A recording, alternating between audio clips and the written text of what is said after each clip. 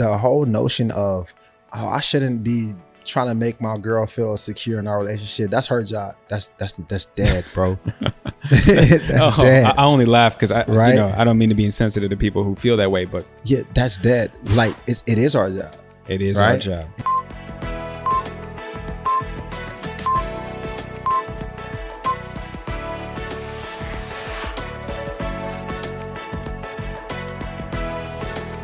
What's up, guys? Welcome back to another episode of Who Can Relate. Today, as always, as I take full responsibility as my job to bring you guys some guests that will not only inspire you, but help you out with whatever you're going through. And today, I feel like I have a little bit of a wild card for you guys. So I have a former NFL player, which we're not going to be talking about sports. And that's the whole reason why he's on here, because he's way more than just the ex-football player. So Mr. Duke Ihenacho is a former, again, NFL player. But now he's transitioned into owning his two businesses. So Law 17, Alpha Burn. He also has a YouTube channel with his girlfriend, Chanel. We're going to get into all of it. And we're going to be covering a lot today. We're going to be talking about the relationships, what it entails, but from the male mindset and male perspective. We're going to be talking about the new version of masculinity, which I think is very important. We're going to be talking about how to overcome self-doubt and adversity, because yes, we all go through it, but no one wants to talk about it, but we will.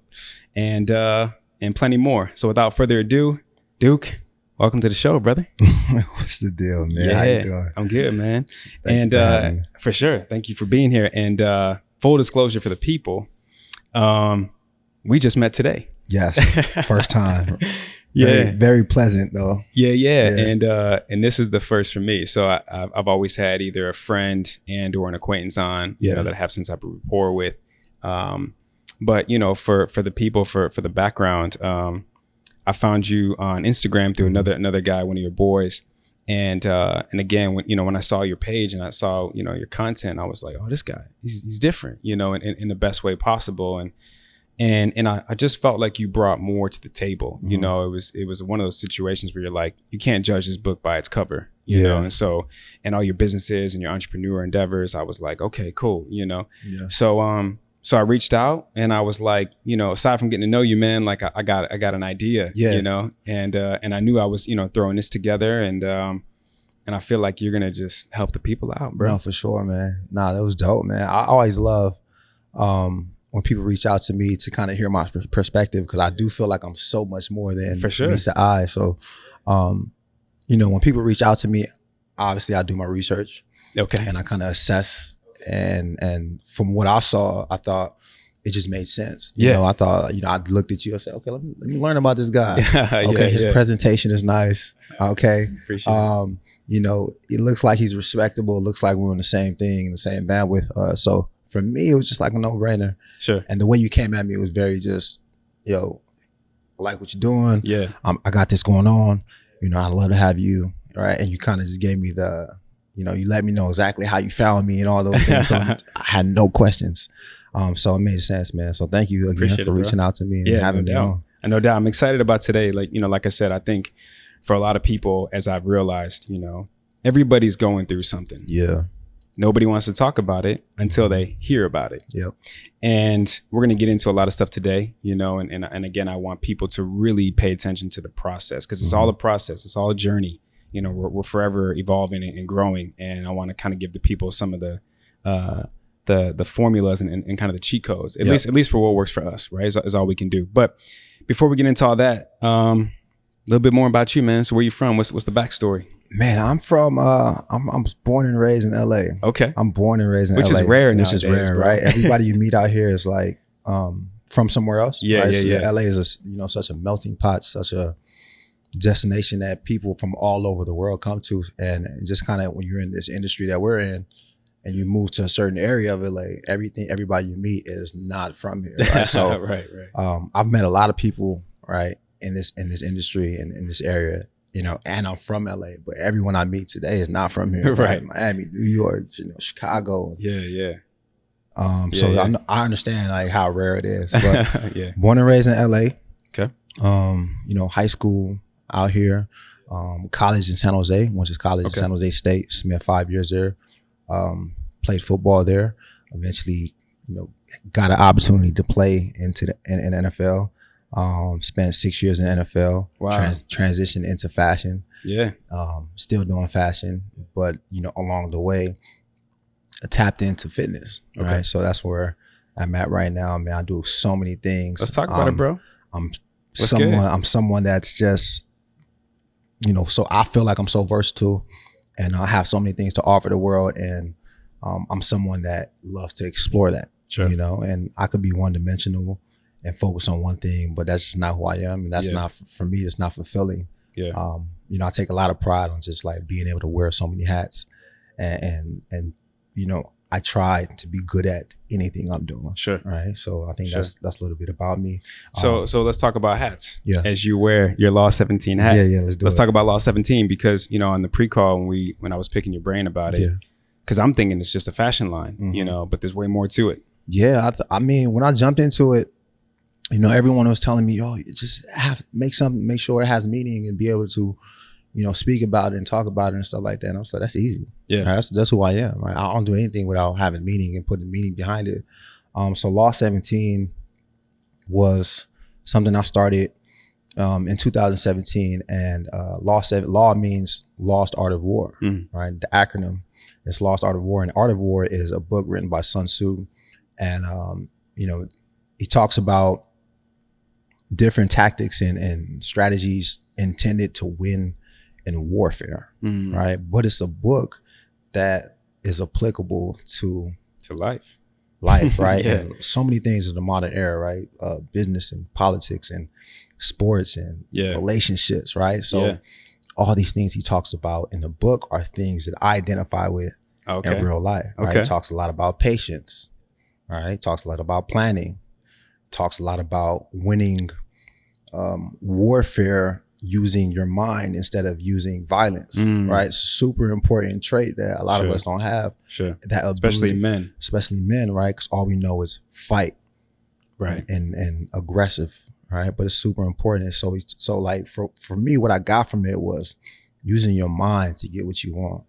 So let's talk about the other business, Alpha Burn, which is relatively new, right? Yes. Yes. I started it this year, actually. I've been working on it for like the last 4 months back in 2020. Oh, wow. I started working on it in 2020, like when the whole quarantine hit, everything, right? I'm like, we got to pivot. Yeah. Right. But I've always been this guy that has, like I said earlier, right? I was so many different hats, but what came like the most organically to me was fitness. By way of playing sports. I learned so many things, learned so many, regimens. I've done all types of training. So I'm really well versed in the fitness space. Yeah. It's just that I never turned it into a business because I had so many other things going on. I never really wanted to be that guy that did the cliche fitness thing. Yeah. Especially out here in LA. Out here, right? Because, everybody around me was doing it. I kind of wanted to do something because I felt like it was just too easy. Right.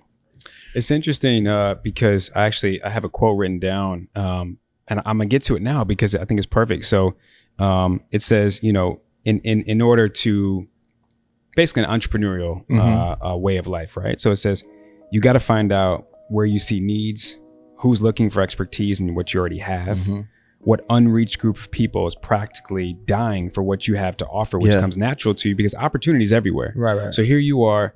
You can work out in 20 different ways in your sleep, and people are hitting you up like, how do I do a basic thing? And you're like, hold on, this is an opportunity, and I appreciate that you just didn't do it because you can, right? Because there's more to it, because you offer nutrition, right? And I see you, on IG, and you're talking to people. You're kind of in a sense, almost like their hype man, like, well, I guess more of their accountability coach in a sense, right? So there's more to it than just, here's your program, go ahead and get at it. Yeah. So the need is always going to be there. Right. It's like barbers and hairstylists, right? It's always going to, like doctors. Sure. Everyone's always going to want to get in shape. And I just feel like it was something that I was just really privy to, and I may be that person that someone's looking to, like, I need you to give me the answers, right? Everyone has their person. Sure. And someone may say, you know what? I like you. I like how you move in your relationship. Right. I like how you're business savvy. I like how you carry yourself.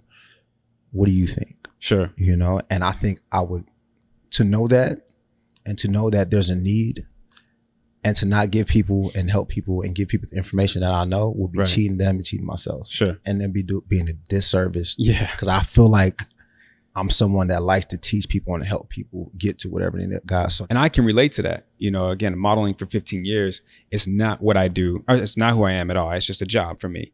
And I'm good at it, and I can make the connections, and I can spend, you know, again, a longevity career. But I really related to you with that because I was like, man, that says a lot about him. Because again, a lot of people, again, make it to the league, they're thinking I'm done. So I want to know, what were some of your experiences in the NFL that shaped you to be the man you are today, guided you to life after football, right? Because you already had that mindset. What were some of the things, if you could still recall, some of the biggest life lessons that you can you know, take away from football? Well, I think the life lessons that I have now, I started learning way before the NFL. Okay. Still through football though, sure. Through sports, but just much before the NFL, right? Yeah. NFL is just like the pinnacle of the sport, you know? And you know, the reason I could just like give all the credit to just the sport in general is because I felt that like I was always on this already path before the NFL, you know? Okay. So things like responsibility and being on time, you know, and being able to be coached. Oh man. Right. And so understanding that criticism is good sometimes. Right. You know, right. Also understanding how to suppress like your urge to fight it back or to not want to hear something. I learned that before the NFL. Right. So that's kind of even how I was able to maintain and be in the NFL for that long, because I already had that coming in. Sure. You know, which I'm sure a lot of guys didn't. A lot of guys don't. Right? It's very hard. It's very hard because you gotta, and part of that, the reason I learned some of that is just from, you know, the high school I went to, the players, you know, the coaches, my community. Sure. Right. And every single level I was at, I cared about being good. Yeah. Being good to me was more than being right. Sure. Wow. Say that again for you know the people in the back. Being good. Being good was more than being right to me. So, or it was more than just being comfortable, whatever. I just cared about being good. Because if I care about myself and I care about the product I put out and what I'm offering. Right. So if people are watching me, I gotta have a good product. Sure. You know what I mean? But again, for you to say coachable, and that applies to life. Especially when you're in a relationship with family, friends, you know, partners, serious partners, whatever it is. If you can't be able to have a conversation, like an open-ended conversation, and you're so quick to just pop off on someone or cut them off, it's never going to work. You're never going to have a successful anything, relationship, career, whatever it is. So I think it's really impressive that you had that from such a young age. You had that mindset, right? Yeah. Also being able to adapt, right? You know, because like sports and football, it's never just going to just go your way. Yeah. So that was a really important trait that I learned through football. Like, okay, something bad happens, we got to figure out a new plan very quickly. Right. You know, so not stay put. So that, I think that's definitely helped me in my life, being able to just, okay, this is not going well. Let's figure this out. But easier said than done, because I think a lot of athletes, I know you mentioned this again on the other podcast, and it was interesting when you said people put you in a box, such as life.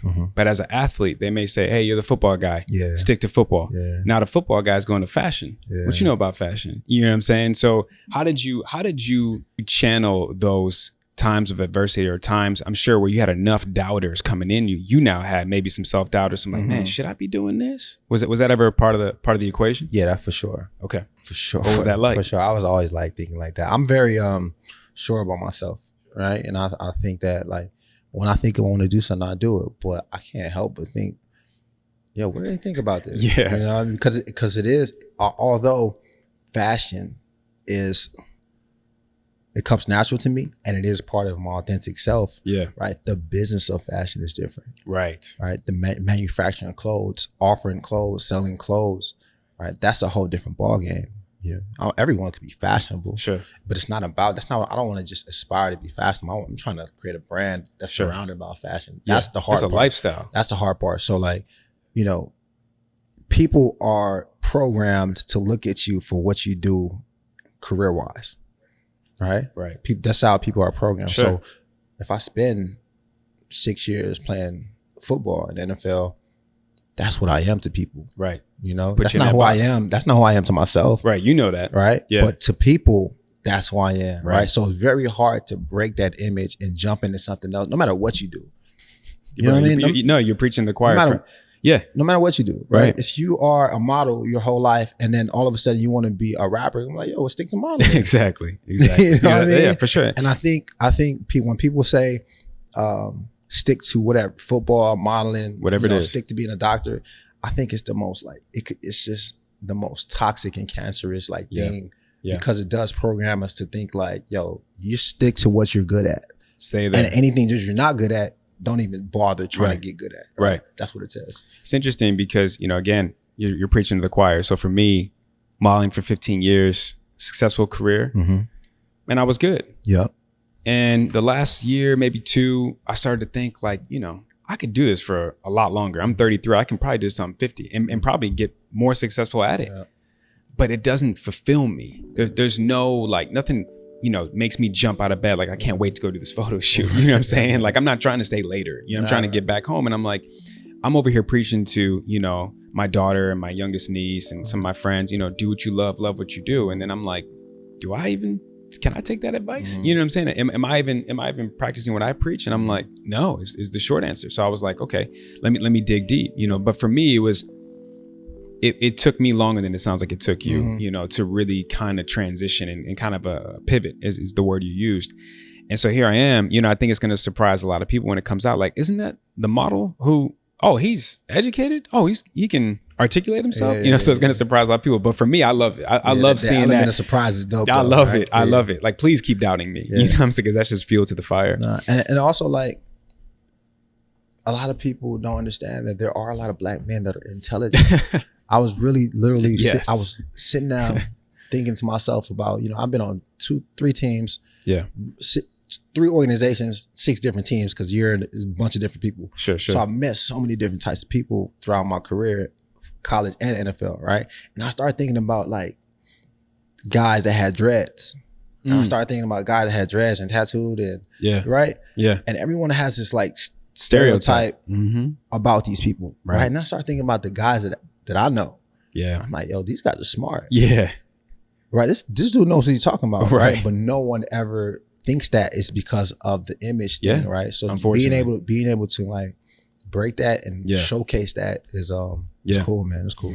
But take me through some of the ups and downs and kind of the hardest challenges throughout being an entrepreneur. Man, it's just so much uncertainty. Right. There's no guarantee. Right. I think that's such as life. There's no guarantee.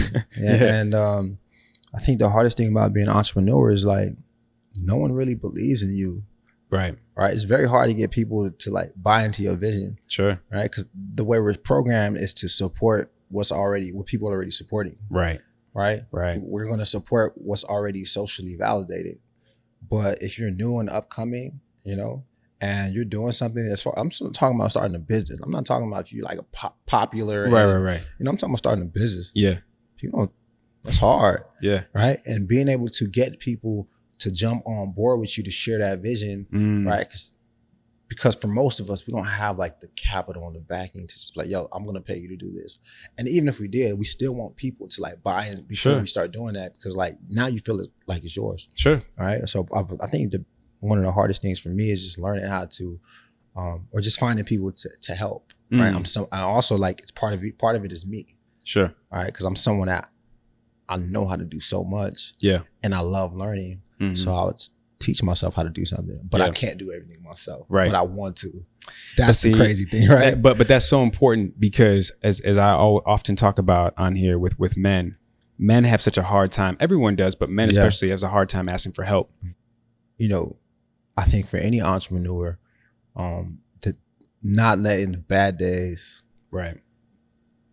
dictate how you're gonna operate moving forward. Yeah. Right. Because everyone's gonna have bad days. Sure. There's plenty of days I'm like, I don't want to do this no more. Right. Yeah. I can't do this. I can't I'm just gonna do something I'm really good at. Right. So but I think we all have that. And really just like it's very hard to just trust the process. I know we throw that around a lot, right? Yeah, but it's the truth. It's man. the truth, right? Yeah. It's the truth. So and obviously the help factor, right? Asking for help. Yeah. Right. It's super hard. It's super hard. Being vulnerable. Right? Because you got to be vulnerable to do that. Yes, sir. Right? And we're not conditioned to do that. I might as well give you the notes because you're leading me right into it. And that's something I really want men especially to know is it's okay to be vulnerable. Like vulnerability is not a sign of weakness. It's actually the path to victory. The more vulnerable and more real you can be with yourself first and foremost, right? And then especially if you're in a relationship, to pass that on. If you become a father, right? Pass that on and so on and so forth. It's going to benefit everybody. But again, we've been conditioned to man up. You know, boys don't show emotion. Men don't show emotion. You know, wrap that, you know what I mean? And you try to push it down. And I feel like in today's day and age, and we can roll right into it, masculinity has a new definition. It's got a new formula to it, you know, and something that I have personally taken on board wholeheartedly because I knew and I learned this from my daughter. She recently was like, you know, Dad, when I think of you, I think of like someone who's perfect. And I was like, oh no, you know, I'm like, no, baby, I'm not perfect, mama. I promise you I make plenty of mistakes. I may not make them in front of you because I'm like trying to do my job. And then I talked to my wife about it and I was like, I don't want her to think that because she's gonna when failure hits her, she's not gonna know what to do because she's gonna think my dad never has failure and I have failure all the time. And something I've been learning that is with failure, right next to that is success. Goes hand in hand. Can't have one without the other. No, sir. So, you know, in trying to understand that, I was like, I need to be more vulnerable with her. I need her to realize that daddy makes mistakes. Daddy's not perfect. One of the biggest things I tell her as being a father to her is I say, Mama, I'm gonna shoot you straight. I have no idea what the hell I'm doing. Full disclosure. As your father, I kind of trial and error. I figure stuff out, what works, what doesn't work. I said, but one thing I do know is I know what not to do because that's what I was shown. I know how not to be a father. I know how not to show up to your softball games. I know how not to call you at night. You know what I'm saying? So, which is a major piece of me being vulnerable with her. And in those moments, I realize every single time, every conversation we have about that stuff, we both get emotional. We both share that moment and we're so much better for it. But for you, what was your vulnerability path, I guess, so to speak, and what were some of the things, if you can reflect on, you know, growing up, it was hard for you to be vulnerable, let's just say hypothetically, and get into it, and then here you are now, you're not only able to talk about it, but you're able to be vulnerable with the people that you love and you can confide in. So because it's a big difference. Well, first, man, I think that the irony about vulnerability is like we grow up thinking that, yo, gotta be tough, be tough, be a man, right? But to be vulnerable is actually to be tough. You get it? Oh, let's talk about it. Right? To be vulnerable is actually, you know, being a man, right? Doing what you're afraid of, right? It's having the fear of something and doing it anyway. That's tough. So vulnerability is also, it's bravery. That's bravery. Right. People don't understand that, but vulnerable is bravery. And I feel like when we're young, we don't understand the concept. You can't really blame us because the world tells us how we're supposed to act. Thank you. And it's very easy for us to just kind of go with the social construct of what's in place, you know? But as you get older, it is our responsibility to kind of break free of you know, social expectations and what's norm, right? What's normal. As we get older, it's our responsibility to look at, okay, find guys that you look up to that have been vulnerable, right? And kind of emulate that, right? But they're hard to find. They are hard to find because they're not at the forefront. It's not that many of us. It's not that, but it's still our responsibility to do that, right? There's no way we can kind of latch on to like, oh, this is how I grew up. We don't have the luxury, you know? So let me ask you, do you think a lot of men out here think being vulnerable is actually a risk? Yeah, I was about to say that too. Because I'm gonna be judged, or I'm gonna be looked at different or funny, or I'm gonna lose my homeboy, or whatever it is. Yeah, not only a risk of being judged, but a risk of being hurt, looking stupid. You know what I mean? It depends on what you're talking about, right? But there is that. All right, you have to understand. You're gonna be vulnerable. Yeah, like you said, right? There's two things about it. There's two extremes. You're gonna be successful, or you're gonna fail. Yeah, right. But the opportunity, if there's an opportunity to be successful, there's an opportunity to fail. Sure. There's two extremes. You can't have one without the other, right? So people have to understand that, like, that is what it is. Yeah. But that's why it's so great. Yeah. Right. That's the beauty in it. Right. But I think definitely most guys are afraid. Yeah. Right. And we don't, as black men, we don't just like say, yo, this is what we're scared of. This is what we're scared of, right? We're scared of that, scared of this. No, but we have fears. Sure. Right? We're human beings, we have fears just like women have fears. We just don't disclose it. Exactly. Right? And a big part of what stops us from really attaining that like extreme successful job, family relationship is because we're not taking that risk and like walking that like thin line to get to where we, and really just like exposing ourselves and letting ourselves be vulnerable. Sure. And it's something that we need to do. We're just fearful of it. So if someone's watching and they're like, yeah, me too. And I am scared to be vulnerable and I don't know how to be vulnerable. Right. If we can kind of help them with some guides, I think for me, the time I knew I could be vulnerable was when I was most self-aware of myself. Right.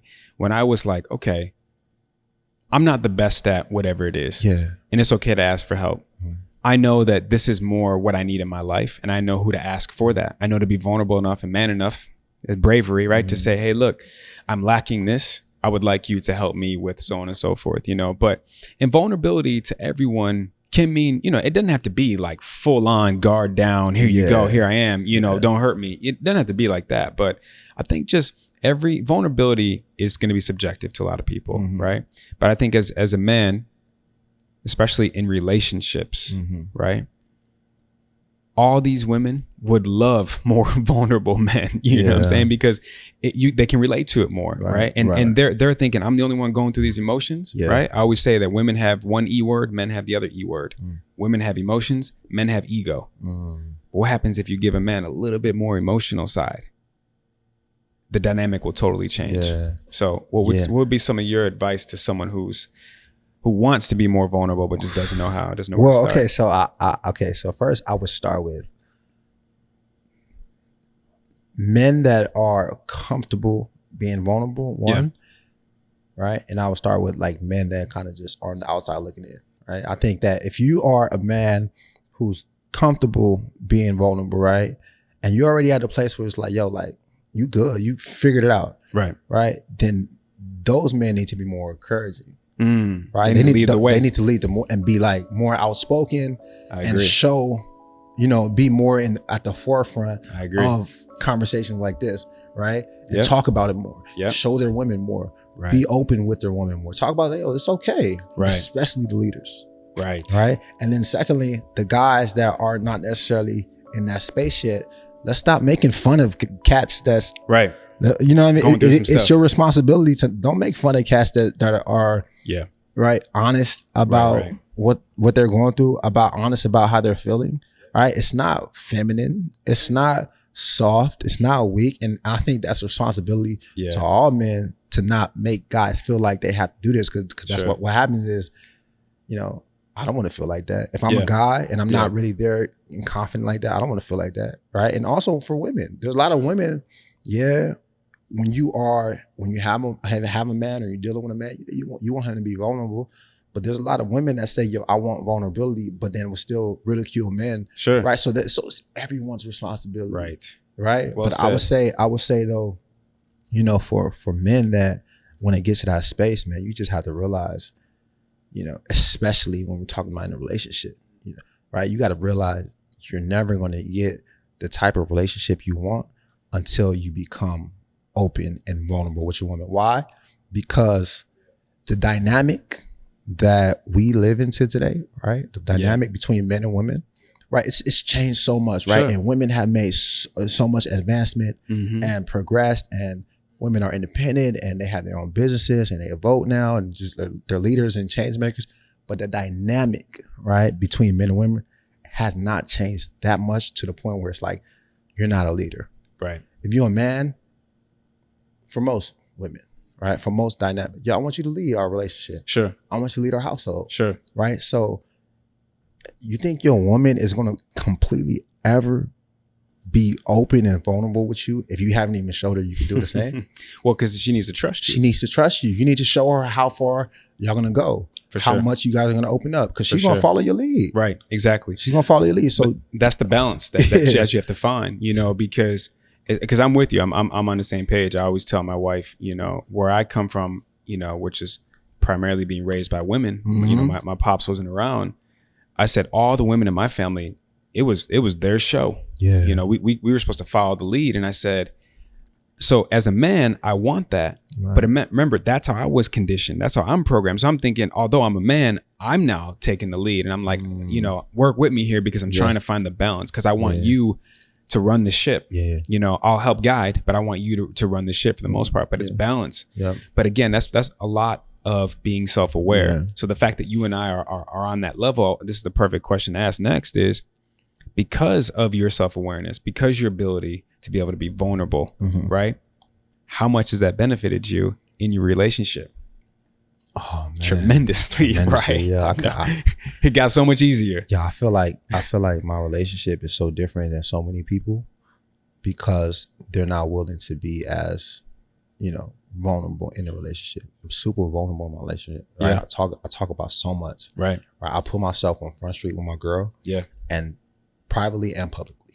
Right. So I think it really makes her feel comfortable with who she's with. Right. It makes her feel secure. She knows her place. Right. And also like, I'm not, you know, the whole notion of, oh, I shouldn't be trying to make my girl feel secure in our relationship. That's her job. That's dead, bro. That's dead. I only laugh because you know, I don't mean to be insensitive to people who feel that way, but yeah, that's dead. Like it is our job. It is our job. It is your job, bro. And vice versa. I want my girl to feel responsible for my feelings. Right. Right. It's a reciprocation thing. Sure. You know, and I feel like, you know, I got into a point where and it's really, you know, helped my relationship just being open. Yeah. Right. Because and I've never felt like I was vulnerable with Chanel and exposed to her how I felt, and it backfired. Right. So you had that trust. Right. I've never felt it backfire. Sure. So like because of that, I feel more confident to continue. Of course. Right. You're more encouraged too. I'm encouraged, and I think that like you just got to do it. Right. Yeah. If you're a man, right, and you're brave, and you think like you can handle it and do all, then do it, and let's see how much of a man you are.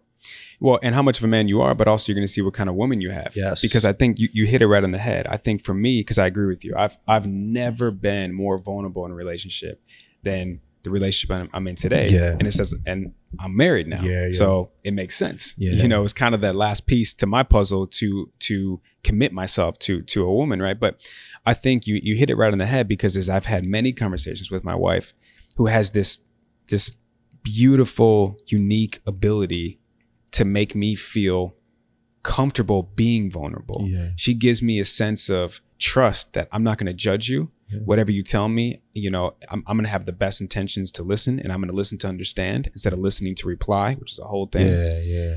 And so now I feel like I can come to her about anything and everything whenever, right? Whereas in relationships in the past, I felt judged.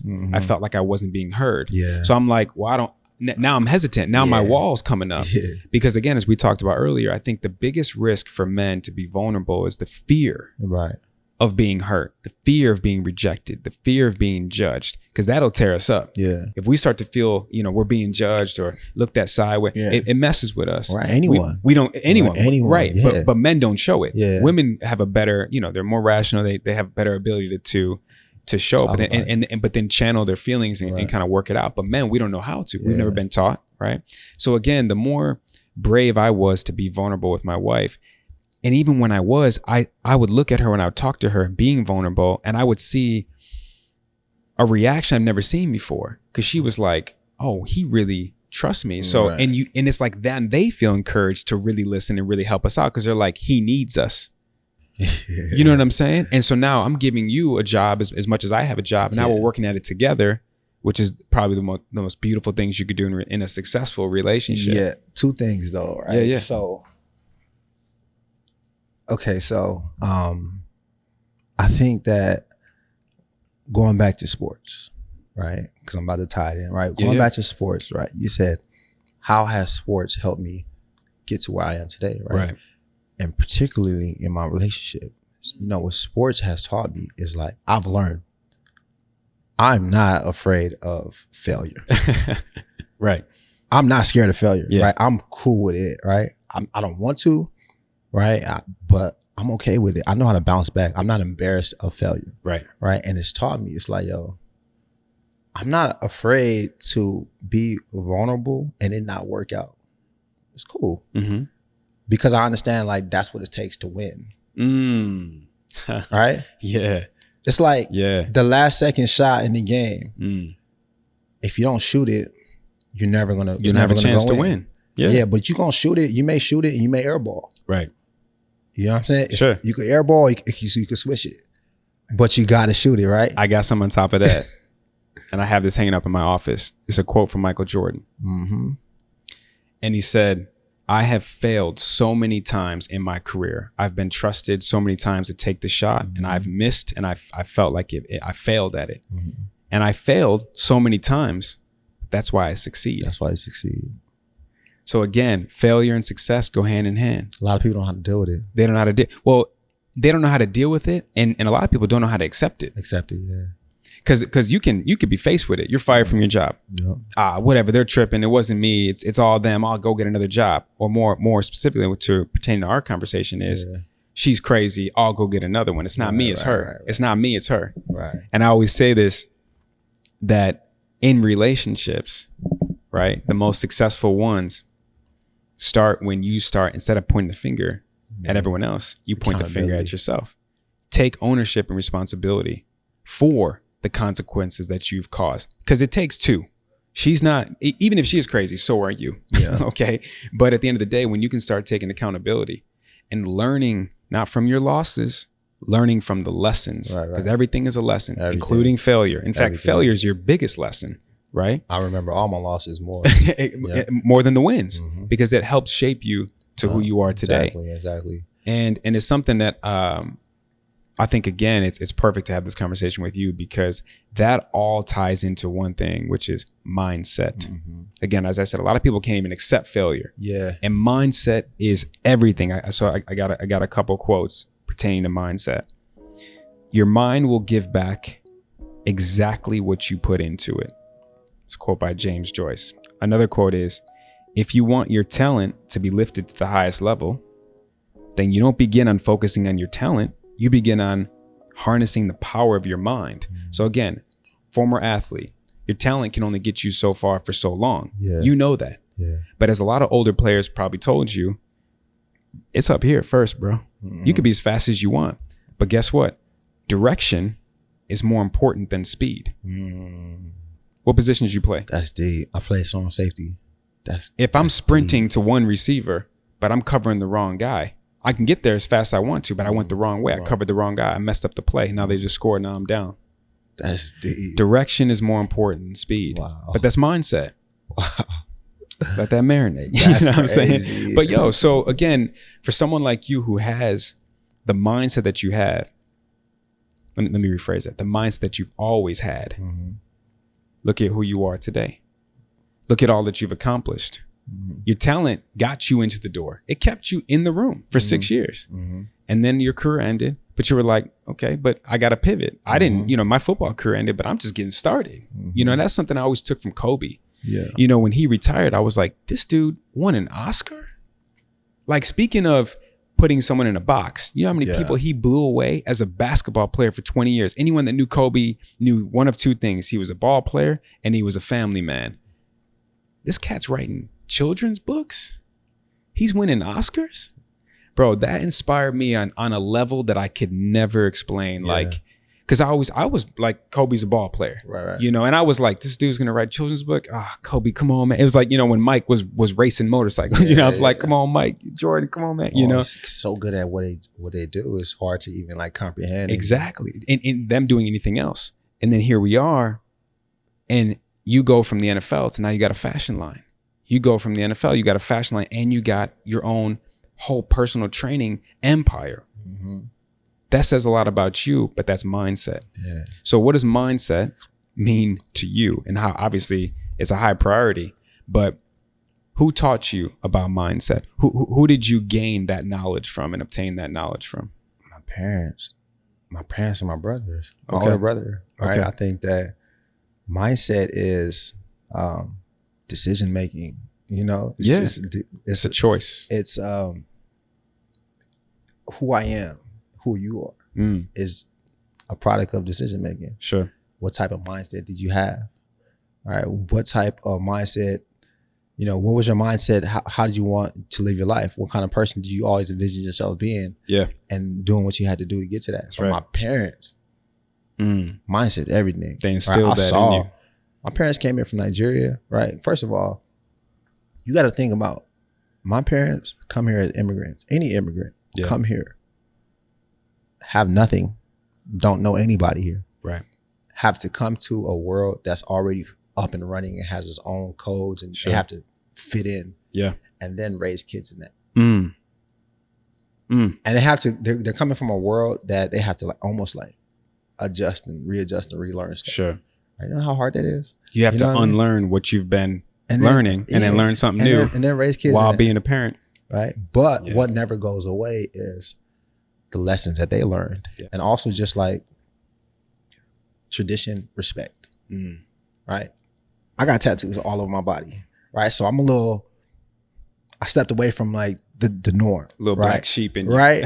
But tradition, respect, it's always going to be there. Yeah. That didn't go away. It's never going away. So I think that, that carries on to the real world, to my life relationships, and, our conversations. So that's how it is, man. But a lot of too, I think, and this is probably the only thing you left out is discipline. Discipline. Self-discipline. In order to be successful, accept that failure comes along the way, but you got to be disciplined. That's it. If you're not disciplined and you show up late, you're not on time, right? There's another one for you. This might be another good one for you is how you do anything. It's how you do everything. It's how you do everything. It's how you can't cheat it. But that's discipline. You can't cheat it. You know that. But everyone wants the shortcut. Everybody wants the easy way out. Everybody wants, oh, Duke, I want to do a fashion line too, man. I'm going to do it. And you're like, all right. There's a lot that goes into it. There's a lot that goes into, and that's what, what social media has done is it's made everything look obtainable and just easy, quick, quick. 100-something thousand followers or 1,000,000-something followers. And I got business. And people are like, all they have to do is post and that's it. No. There's a lot that goes into it, as you found out with fashion. There's a lot of the business side of things, manufacturers, how you price things out, how you advertise, when to advertise, so on and so forth. And then everything changes when you're selling something. Of course. It never goes planned. Everything never goes according to plan. People, you can post about fashion or whatever you're doing or model every single day and people eat it up. Love it. But as soon as you put a price behind it, and now people got to actually spend and pay for it, and it's that's how it is, right? But discipline is crazy, and it's so important. And I think a lot of people overlook it. A lot of people don't put as much value on it as they should. I always try to tell my girl that I'm disciplined, and she's always we've got into, I don't want to say arguments, bro. We've had disagreements because I've been so senile about certain stuff. Time, right? I'm like, we gotta go. 15 minutes late. I'm like, what are you talking about? I'm like, it's a podcast. No, it's serious to me. If I say 1:30, if it's at 1:30, then I gotta be there at 1:28. You know what I mean? Right. Or, sometimes when I don't really have to wake up at 6 in the morning or 5 in the morning, I don't have to. Yeah. But I feel like that's what I gotta do. Right. And that's what I want to do. And that's how I get my day going. So I wake up at 5. They say, what are you doing? Like, what? I don't understand why you're waking up like that. You know what I mean? Sure. And that's just how crazy I am about discipline sometimes. Yeah. And it can seem a little extreme sometimes, but I think that's how I got to where I am. So, we touched on a lot of stuff, and obviously the vulnerability stuff was very important for me to bring up, especially, man to man. The other thing that's important for me to bring up with another man is the word self-love. Oftentimes, we're people pleasers, we're selfless, and we don't take care of ourselves. And the more I realized that, the more conflicted I was, because I'm like, okay, self-love isn't selfish, it's important. Okay, so let me be selfish with my self-love. But then I had to say no to certain people. I had to say no to certain activities, certain things, right? And then I realized I can't say yes to you if that means saying no to myself. Because the more I take care of myself, the more my people benefit. Yep. The more my wife, the more my daughter, the more my mom, the more my friends benefit. And that's so important. I think a lot of people, especially men, struggle with that. Yeah. Because for men, at least for me personally, I didn't put that much of a priority on self-love. I got it. I'm young. I'll do it. I'll tell, But then that later catches up to you. Yeah, for sure. Before you even know it. Before you even know it. And when it comes to relationships, it caught up to me. Mm-hmm. Not taking care of myself, not doing the self-awareness work, not doing the self-growth work, not learning from my lessons, and constantly just blaming people. Yeah. And I'm like, I'm not growing. I'm taking the same me into a new relationship. Mm-hmm. And I'm thinking it's going to be a new result. The hell kind of equation is that? I got to figure it out. So what does self-love and self-care and self-awareness not only mean to you, but what does it look like to you? Man, like you said, man, self-care is, and self-love is being intentional, right? About what makes you better. Sure. And that can be anything. That can be, like you said, right? Being right. Like, yo, I'm going to foam roll before I work out because I know that the benefits. The benefits. And then also, if I don't, what happens? The consequences. So I'm trying I'm being proactive with my self-care, right? I am washing my face at night now, right? Yeah. Way more. I have a regimen now, right? As of when I'm 20, 25 years old. Throw some water on, let's go. Yeah, it's all good. But everything is just more detailed and intentional and consistent. Right. Because once you're your best self, you project it onto whoever else is in your circle. And guess what? Right? It's contagious. And it's contagious.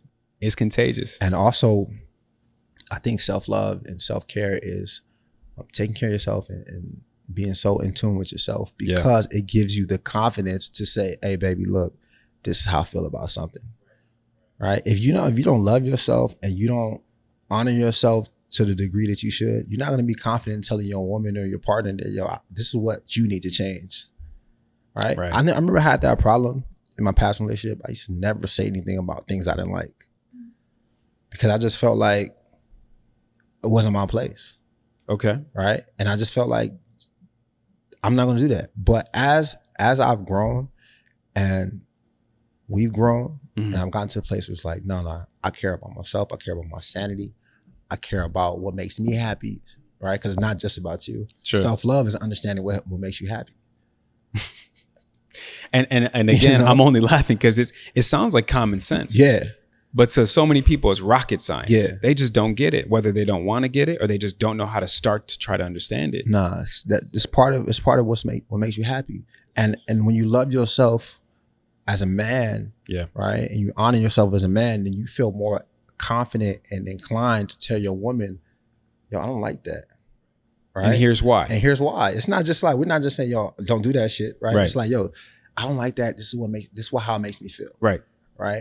And like, I value myself to this degree, and I think that you value yourself to that degree. And the way it's going to work is that we talk about it. Right? Self-love is just really, it's just more than just physically. Exactly. Right? It's more than just like, oh, I just want to be peaceful. It's like everything. Yeah, it's mental, it's physical. Mental. And the thing is if you can deliver that message to your girl, hey, look, I don't really like this, or this makes me feel a type of way, and here's why. And here's a solution that I may have because maybe we can work out. Your woman's going to think, oh, okay. Because now they're willing to listen. Because in life, anytime you have a good message to give to somebody, it is always about the delivery. If your Amazon guy, right, doesn't handle that package with care and doesn't read the fragile sign, and he delivers it, he throws it at your doorstep, but it's broken when you open it up. Yeah. Did you get your thing that you were promised? No. Did you get the message clear? With that type of delivery that someone's speaking to you, probably not. So all in the delivery. And when you can deliver it in a beautiful way, that comes from vulnerability. Yes. That comes from being self-aware. This is what works for me. This is what doesn't, etc. Watch how they react. Watch how they respond. I think that's so funny that you said that, because I think it's so important. That one thing about men, there's a bunch of ways to get your woman to do what you want her to do without saying, yo, this is what I want you to do. Oh, for sure. Right? Because if it comes out like that, it's like, it's not going to come across right. Come on, you got to come at me differently, right? Right. But if you come at her in a certain tone, right? And you say, yo, baby, this is how I feel, and not like, don't do that shit, right? Because it's always about how you feel, and I don't really like that. And also, I don't really see myself doing that to you, right? All right, this is how I feel about it, and offer suggestions, and then sure, she's gonna be like, oh, okay, we had that conversation, right? So there's different ways to get that, right? Yeah. So tonality is everything. What? And also, right, that's something that I feel like sometimes because of sports, right, or my upbringing, I'm not even aware of how it's coming out, right? I've had to like soften like my delivery so much, bro, because not saying that I scream, but sometimes it comes out so direct where I could have buttered it up a little. But the other thing is correct me if I'm wrong, part of how you, once you talk to her about what's going on, what's wrong, and she explained it to you, because you were coachable, now you know how to adjust. Now you know how to take that message that she's telling you, instead of just being like, you're just being sensitive. You're like, oh, I didn't mean it to be, oh, okay, all right, I'm sorry, next time I'll do better. But that's part of being coachable. So another lesson you learn from your career, high school, college, NFL, whatever, that you learn and you can apply to in life. Right. There's something that I wanted to read too. Again, another quote that says, you won't be able to move forward on the outside until you can move forward on the inside. Yeah. It all again comes back to your mentality, your self-awareness, right? How you speak to yourself, what you say to yourself, right? And it's always gonna happen on the inside, but you need to channel it, articulate it, right? And make sure you get on the outside and watch the benefits you're gonna reap from it. So moving along, I want to talk about something that I think was interesting for me. Here I am reaching out to you. I don't know you. You don't know me from anything, right? But I was like, this cat, I want to pick his brain because I appreciate what he does, and I know so many people will. And as a man, even though I saw you as a like-minded dude, I'm like, okay, I can relate to a lot of things. I'm still hesitant because I'm like, and this guy. And well, unfortunately, I'm like hitting you up in the DM. I'm like, damn, I wish I could like get an email, or something, because I'm a professional, and I take what I do seriously, and it means a lot to me, and I didn't want that to not come across. So, and I realized, I was like, why is it so hard for me as a man to reach out to another man? And I'm like, who else can relate to that? Like, how many dudes are out here like, so for example, you and I may not be your prototypical quote unquote normal guy. Okay. Right. You're into fashion. I'm into fashion. Right. I love interior design. I love plants. I could redecorate your whole place. I can tell you what plant needs this much light and this much food. You're into fashion. You can tell what kind of thread count is going to feel right. And what, how to take care of it, etc. Yeah. That's not your typical guy. Yeah. But it's okay. It's who you are. It's who I am. But again, for men who, let's say a guy moves to a new city, okay? You get traded to a new team. Let's take it all the way home. A lot of guys, right, don't know how to approach another guy. Yeah. Why is that such a difficult thing for us? I think it's difficult because we're under the impression that, and specifically black men, right? We're under the impression that nobody else wants to with. Right? Yeah. We feel like it's just so much pride. It's like, yo, he better not look at me funny. Or pride. It's pride, right? So even if you're a guy that's not like that, we're still under the impression that everyone else is like that. Right. So that's what's gonna make us hesitate on reaching people out. Sure. And then like just the time that we live in, it's like everybody wants some from everybody. So we're already on high alert. What does he want? Right. Are you trying to get something for free? So we're already on high alert. So that, you understand what I'm saying? Yeah. So, and then also, I don't think we are as men, social creatures the same way women are. Right? A lot of us can like exist in our own space just fine. Right. As long as we got our business cracking, we got a woman, we don't really need that many friends. Yeah. Right? Yeah. So I think that because we're conditioned like that, that has a lot to do with, okay, I'm gonna just hold back, right? Right. But in our case, right, there's just a history of, and there's plenty of examples where people can look at other men that may have some kind of social ranking Mm-hmm. and, social clout, Mm-hmm. that those kind of guys are assholes. Right. Right. So it can kind of be intimidating to know that about someone, sure, and put yourself out there when you're going to receive that kind of. Because we're scared to be vulnerable. We're scared to be vulnerable, right? And he's like, yo, I don't want, because now if I reach out to him and he's to me, then like now we got problems. Yeah. You know what I mean? So yeah. It's so many layers to it, man. There's so many layers to it. But I think that I think probably the biggest culprit of it is our pride within ourselves. We're like, I'm too big for that. Yeah. I'm too big for that, or I don't know how, or the risk of being vulnerable. Like I said, and that's why I think it's so important for men and women. I'm not just speaking. We're not speaking just solely to men right now, but men and women. I think as I found out today with Chanel, she moved across the country, had no friends of her own. Right. This is an intimidating city in LA. Luckily, she comes from New York, so that's probably more intimidating. But out here, people are more friendlier, right? They're more open to getting to know you, whether they're going to use you or they genuinely want to get to know you, but they're going to talk to you nonetheless. But even, again, for women and maybe, how about this? Maybe especially for women, because they can be catty, right? It's probably worse for women. It's probably worse for women. Yeah. I mean, who are we to speak on it? But it's probably worse for women. I mean, we talk a lot, right? So Chanel always tells me how she feels about how hard it is to even just be able to intermix with certain people, just because she doesn't really know intentions, right? And you write about, like, you don't know, like, women are much more messier than men, and you just don't know intentions, right? We're gonna find a guy like after this podcast, me and you gonna be boys. Yeah. You understand what I'm saying? For sure. We're gonna be boys, right? But it's much harder for women because, like, I just feel like I trust who you are, right? Yeah. Genuine. Right. Most guys aren't walking around like with a facade. It's like, I don't like you, or I do like you. I was just gonna say, because a lot of women, you don't know. You just don't know. And you don't know how long they're gonna keep this facade up. You don't know what their intentions are. They may want to be friends with you for a couple months till they get what they need, and then they're out. So it's much harder. It's more complex. Yeah, for sure. I definitely think it's more complex.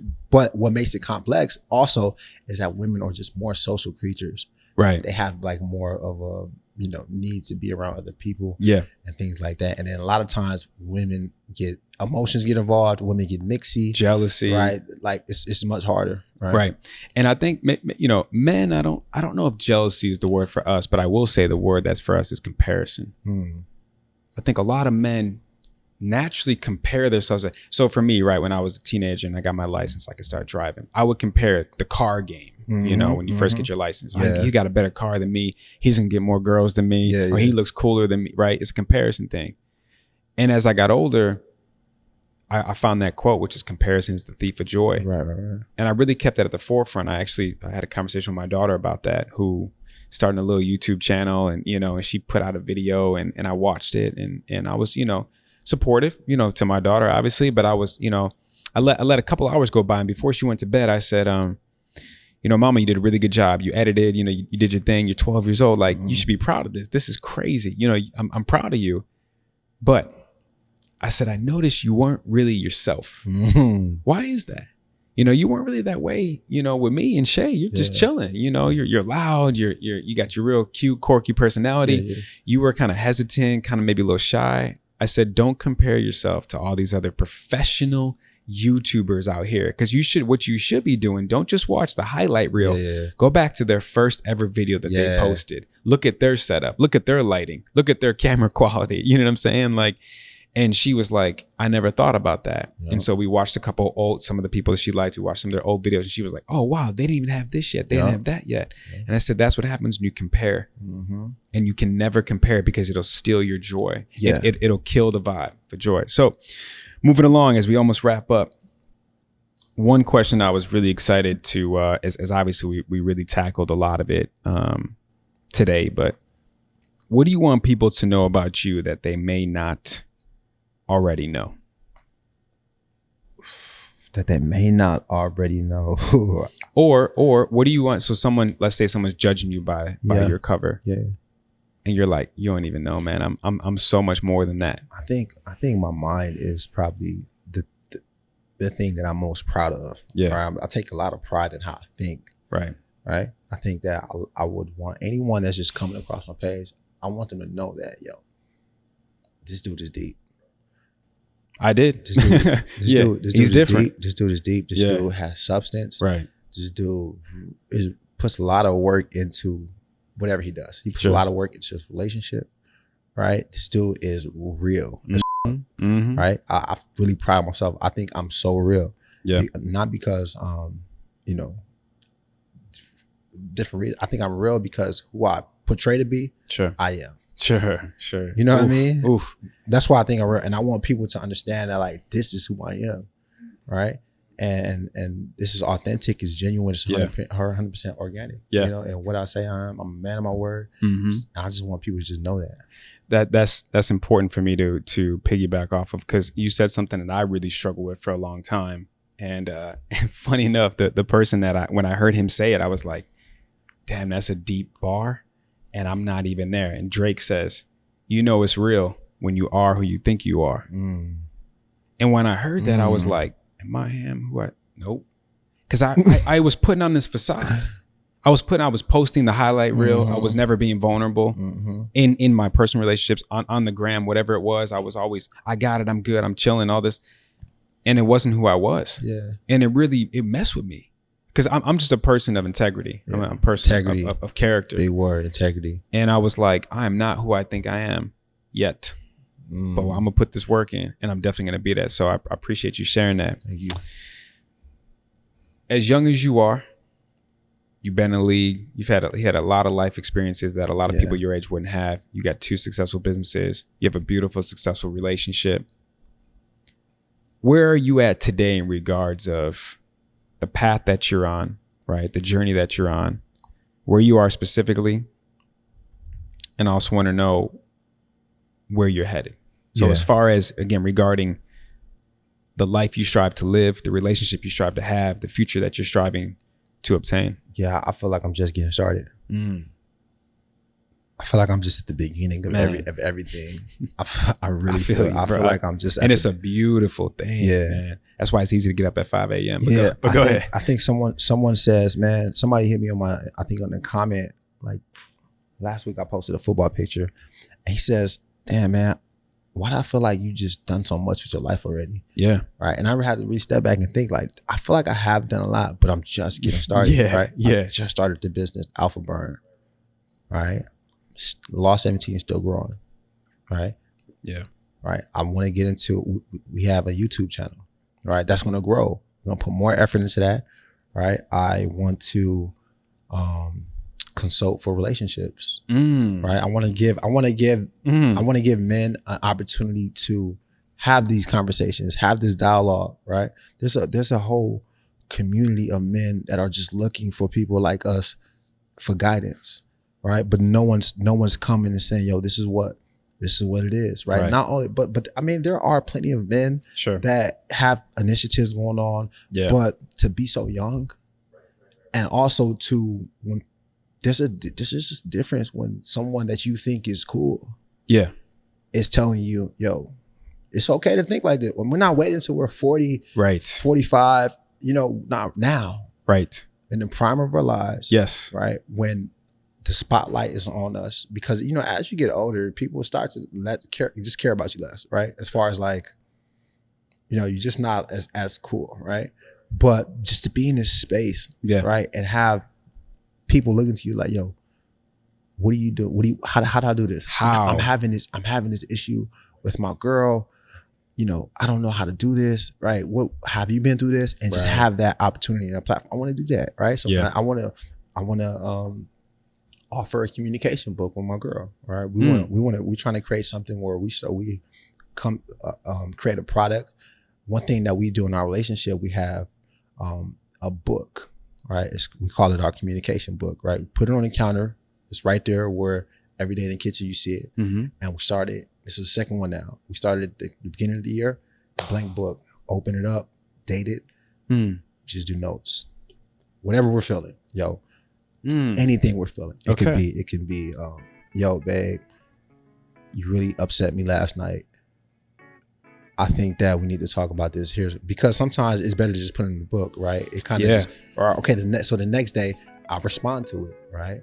Or the next day it's like, hey babe, like I'm proud that you launched your bands this week. I can't wait. Let's go to dinner this week, right? I had to bite my tongue. I let you finish because we have the exact same thing. We call it the love box. So my mother-in-law came to us one day and she made these boxes, his and hers essentially. And we got these like 4x4 little note card things. And she said, these boxes are for you guys to individually write out your feelings. Talk about the good things. Hey babe, I'm proud of you for closing that deal. Hey babe, I'm proud of you for booking that job. I'm proud of us for, we had an issue, a disagreement, and we came up with a solution and we're better for it.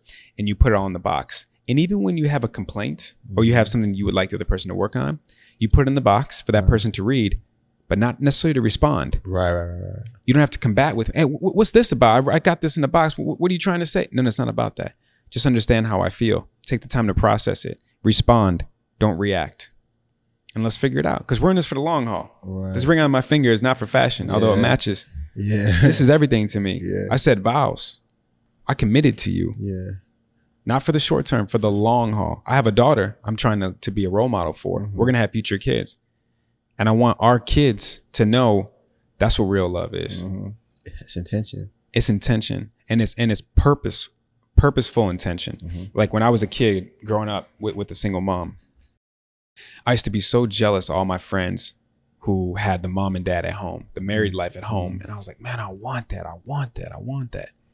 I want my kids' friends to say, I want what Justin and Shay have. Like that's what I want. And it's not even to boast or brag. It's to inspire. Right. And more importantly, to show you this is how you can do it. Right. You said something about how you want to have a platform for men going through relationships. Yeah. Part of the reason why I created this was not just for, women, but also for men. And in particular conversation episodes like this is because everyone is taught what to learn, right? You're in school. They're like, here's what you should learn. Here's this book. Here's this course program. Learn this. No one ever teaches you how to learn it because we all learn differently.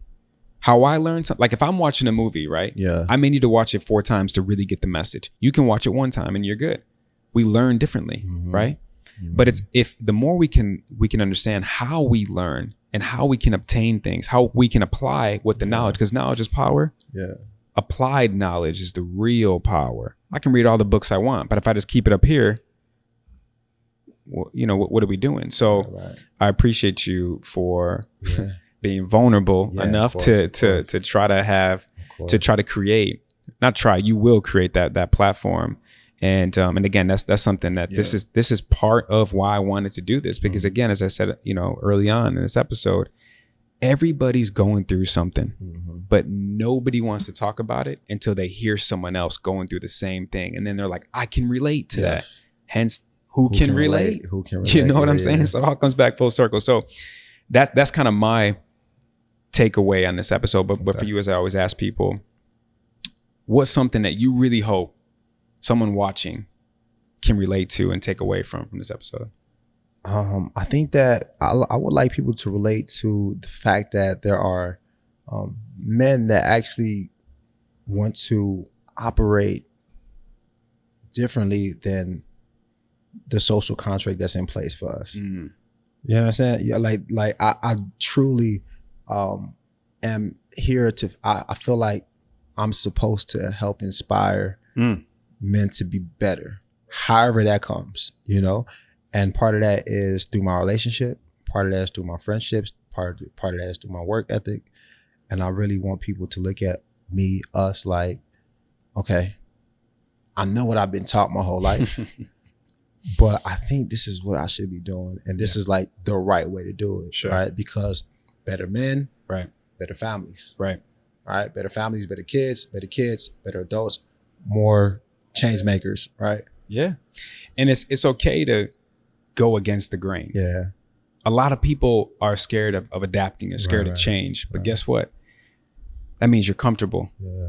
And I have another quote for you before we get into the fun part of the episode. Comfort and growth cannot coexist. You can't grow if you're comfortable. No. we all grow the most through the hardest adversity, challenges that life brings to our doorstep, to our plate. So let's get into the fun part.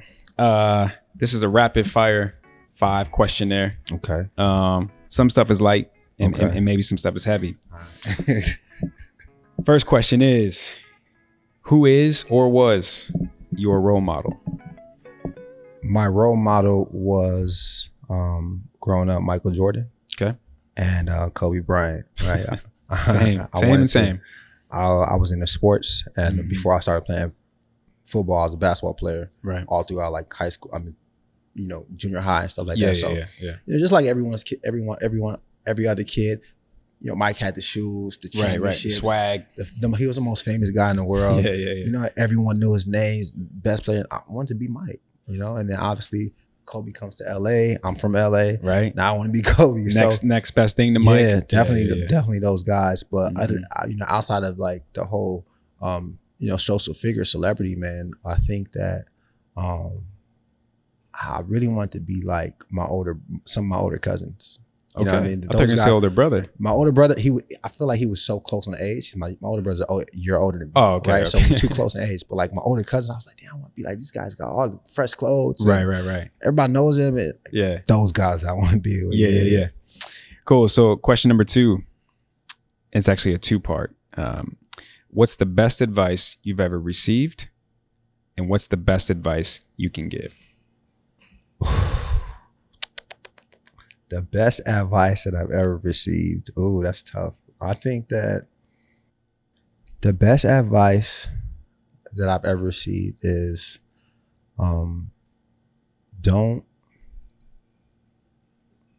whether people love you or hate you, don't get too high, don't get too low. Right? Just maintain, composure, because, don't believe that everyone loves you. Don't believe that when people start saying you the shit, don't believe it. Don't believe the hype. Right? Don't believe the hype. When people start saying you ain't shit, don't believe believe that the either. hype, right? Just like keep a common ground, keep a level head, and just maintain your composure throughout. And I think that the best advice that I can give is to just really understand, try to be a good person, right? Just try to, because there's something that you always going to be able to keep. It's never going to go away. Right. Try to always be a good person. Try to make people's days. Right. Be, have manners. Right. Be courteous. Say thank you. Right. Because people, what you've heard this before, right? No matter what, people will never remember what you said. People will never remember what you did. But they'll remember how you make them feel. They'll always remember how you make them feel. I heard that. Always, right? Sure. Cool. So question number 3, and you kind of alluded to this a couple times, but more specifically, what do you want to be known for when you leave this earth? So think legacy. Yeah, definitely how I improved people's lives. I want to be known for, this dude, I'm better because of this dude. That's powerful. Right? I don't care if it's my woman, my brothers. I just want people to say, right. Without him, there's so much that I would have missed out on, and when I leave this earth, whenever that is, right, I just want people to understand that he was different. Right. He was different, right? He was how when people pass away and then, everybody always has nice things to say about people, right? And it could go up or down, but I want everything that someone's saying about me to be the truth, consistent, specific and consistent with the person I was. Sure. That's what I want. I appreciate that. And that's deep. What does your dream life look like? My dream life looks like married with 2 kids, 1 boy. Firstborn is a boy. Second born is a beautiful woman. Married to Chanel. Living in a big house. Driving. I want a Lamborghini. Yeah. Right. I want a Lamborghini and a Range Rover to start. Yeah. No dogs. I want my mom's crib to be within a mile. I want to be able to have family over whenever I want, but I also want to be able to have initiatives and organizations where we help people, help kids in the inner city, help kids in Africa, things like that, right? I want to be able to have just a nucleus of friends that are all like-minded, that I trust, that I can have conversations and banter with all the time. Last and final question. What does Duke admire most about Duke? I admire my discipline and my adaptability, right? I admire my resolve and the fact that, no matter what, I'm just going to keep going and keep coming from a different angle if I have to. I really admire that, and I really admire that I'm a man of my word and I'm honorable. Which is rare nowadays. You know what I mean? Yeah. I know how easy it is for people to not be that way. And I truly am a man of honor. Right. And I would stand on that, and I'm gonna die on that. I respect that too. Thank you. Okay, so I always end with acknowledging my guest. Okay. I think it's very important. Again, part of that self-love. One of my, which we'll have to save for another episode, love languages. If you're not familiar with, there's 5 love languages. Okay, cool. So one of my top one is words of affirmation, and I kind of think everyone's is too. But so just some words of affirmation for you. Just a time to acknowledge who you are. Again, from an outsider looking in, it's easy to be disappointed when you actually meet that person. You know what I'm saying? Like, you can see someone on Instagram and you meet them and you're like, oh, damn. Like, you know what I'm saying? Or they're like, you're not what you say you are. You know what I'm saying? And this is weird. You know what I mean? So I appreciate that you are who you say you are. You are who you show that you are. Yeah, thank you. I appreciate the consistent just grit and will to succeed in life. Thank you. I appreciate the self-discipline. I appreciate the man that you are to your girl. It says a lot about who you are. And I also want to acknowledge how you seem to have had this whole total package at such a young age. Whereas a man, which we tend to mature way later than women, the fact that you had it at a young age, applied it, right? At such a young, it blows my mind. It's impressive. I appreciate that you're an unapologetic person. Thank you, because that's important. Don't be afraid to be who you are. Don't compare yourself as we talked about.